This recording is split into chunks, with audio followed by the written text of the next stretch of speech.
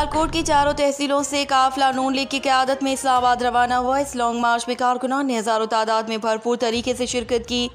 सियालकोट से गुजरावाला रोड तक कारकुनान ने नून लीग की हिमायत में नारेबाजी की। गाड़ियों की कसीर तादाद में नून लीगी कारकुनान पुरजोश अज़म के साथ लीगी परचम उठाए और हाथों में प्ले कार्ड्स के साथ जोश व खरोश से इस्लामाबाद की तरफ रवा दवा रहे।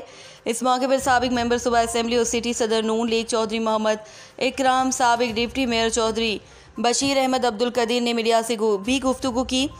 सियालकोट पीडीएम के लॉन्ग मार्च से ये साबित हुआ कि नून लीगी कारकुनान अपने लीडर नवाज शरीफ और शहबाज शरीफ के लिए, अपने मुल्क व कौम के लिए मिसाली जिद्दोजहद और सलामती के लिए बहुत पुरज़म हैं। नून लीगी कारकुनान अपने लीडर की क़यादत में वतन अजीज़ को एक मरतबा फिर बहरानों से निकाल कर खुशहाली की राह पर गामजन देखना चाहते। सियालकोट से रवाना होने वाला काफिला ख्वाजा आसिफ की क़यादत में अपनी मिसाल आप रहा। रिपोर्ट रूबी तारिक, हमारा न्यूज़ सियालकोट।